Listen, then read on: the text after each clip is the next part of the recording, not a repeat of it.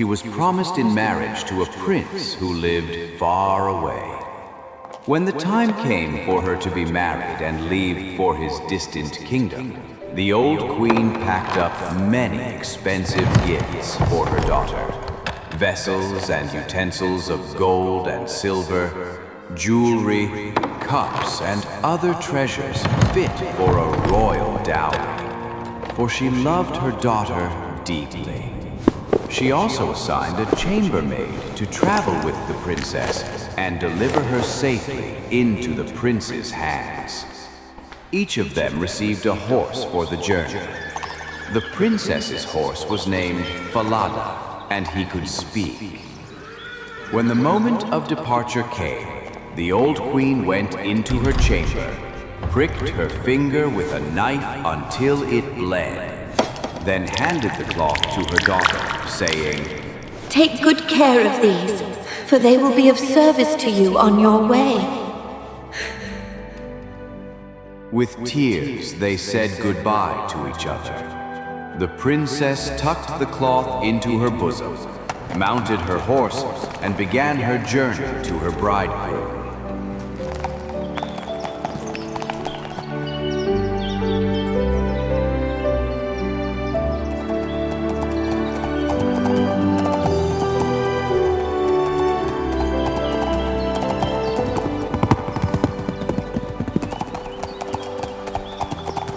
After riding for a while, she became terribly thirsty. She asked her chambermaid to fetch her some water from a nearby brook. Dismount, and take my cup which you have brought with you for me, and get me some water from the brook, for I would like a drink. If you are thirsty, get off your horse yourself, and lie down near the water and drink. I won't be your servant. The princess was humble and said nothing. She dismounted, bent over the brook, and drank.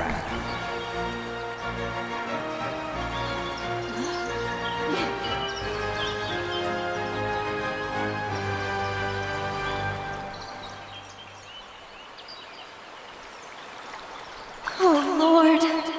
If this your mother knew, her heart would break in two.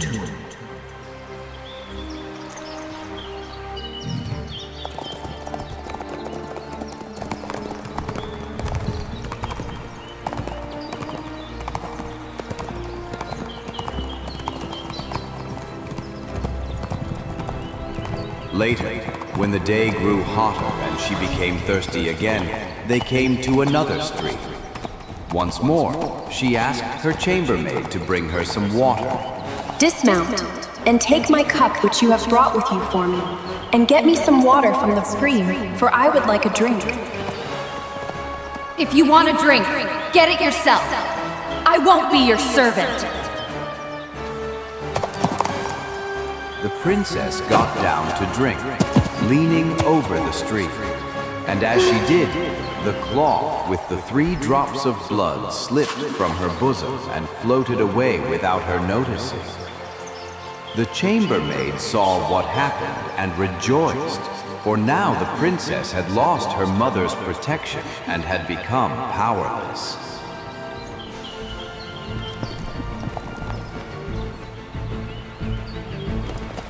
I belong on Falada. You belong on my nag.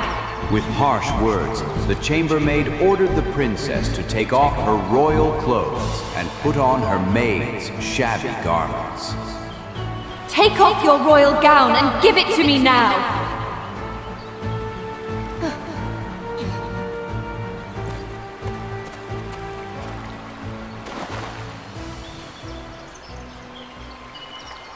Swear before heaven you will tell no one at the royal court, or you die.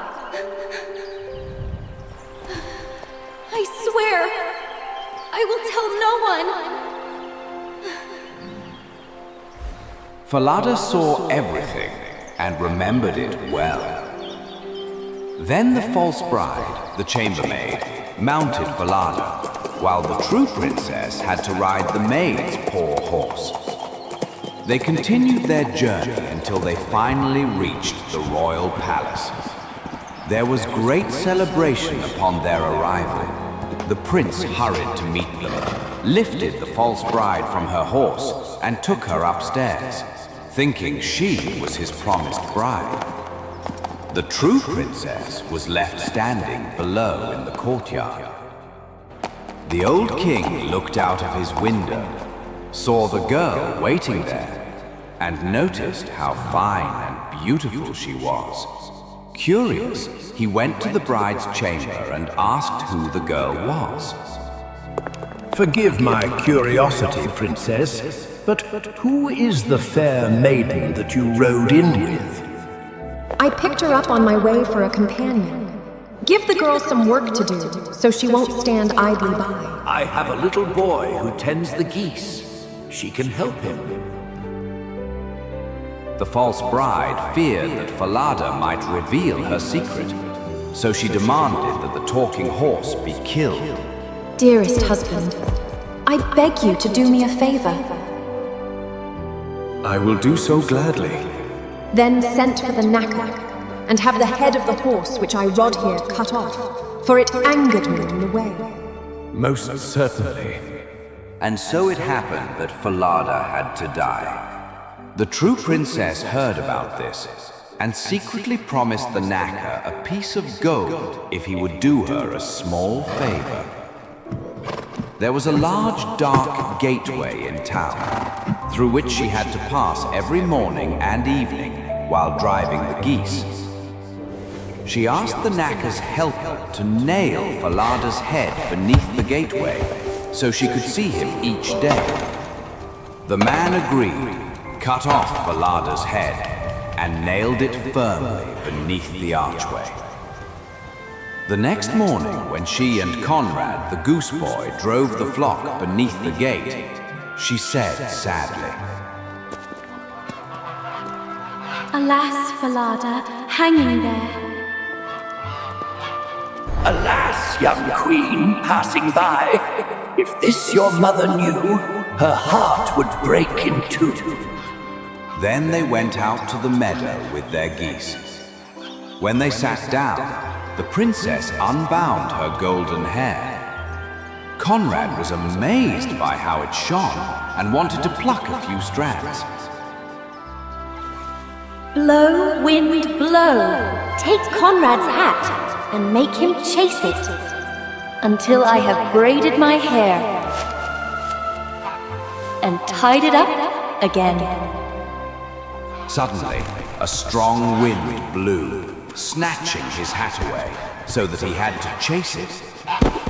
When he came back, she had already finished braiding her hair, and he couldn't get a single strand. Angry, he refused to speak to her for the rest of the day.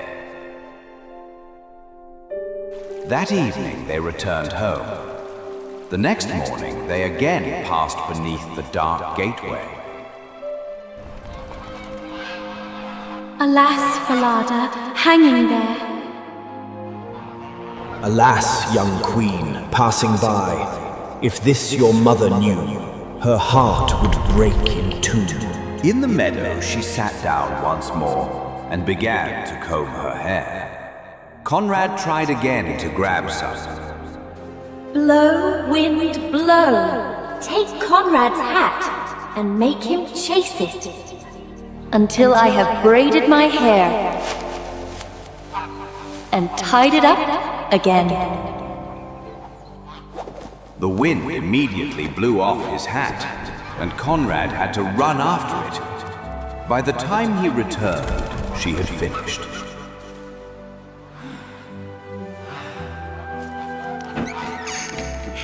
That evening, Conrad went up to the old king.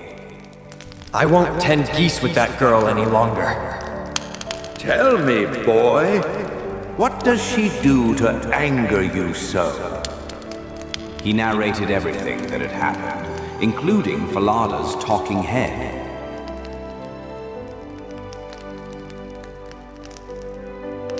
See? That is why I cannot bear her. The old king told him to take out the flock again the next day. Early the next morning, The king hid behind the gateway and saw the girl speak to Falada's head. Then he followed her out to the field and hid in a thicket, watching her as she sat down and combed her shining hair. When she said the rhyme, the wind blew Conrad's hat away just as before. The king saw and heard everything, then quietly returned home. That evening when the girl came back, he called her aside and gently questioned her. Why do you do these things? I am not allowed to tell you, nor reveal my sorrows to any human being, for I have sworn under the open heaven. He pressed her again and again, but she remained silent. Come with me. If you will not tell me anything, then tell your sorrows to the iron stove there. Here I sit, abandoned by the whole world. Although I am the daughter of a king, a chambermaid forced me to take off my royal clothes, and she has taken my place with my bridegroom. Now I have to do common work as a goose girl. If my mother knew this, her heart would break in two. The old king was listening outside the stovepipe and heard every word. You may come out now. Then he had her dressed in royal clothes, and she looked breathtakingly beautiful.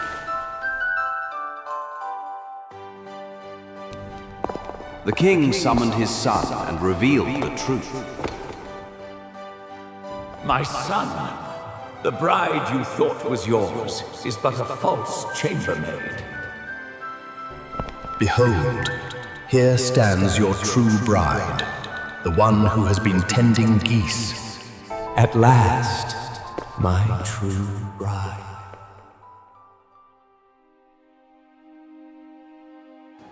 A grand feast was held, and all the court and their friends were invited. The prince sat at the head of the table, with the true princess on one side and the false bride on the other. The chambermaid didn't recognize the princess in her royal attire. After they had eaten and drunk, the old king posed a riddle to the false bride. He described the whole story as if it were about someone else. Tell me, daughter-in-law, what punishment does one deserve who deceives her master in this manner? Arrogantly, the chambermaid answered, She deserves no better fate than to be stripped naked, placed in a barrel studded with sharp nails, and dragged by 2 white horses until she is dead. You are the one, and you have pronounced your own sentence. So shall it be done to you. No, please, I beg you! After her punishment was carried out,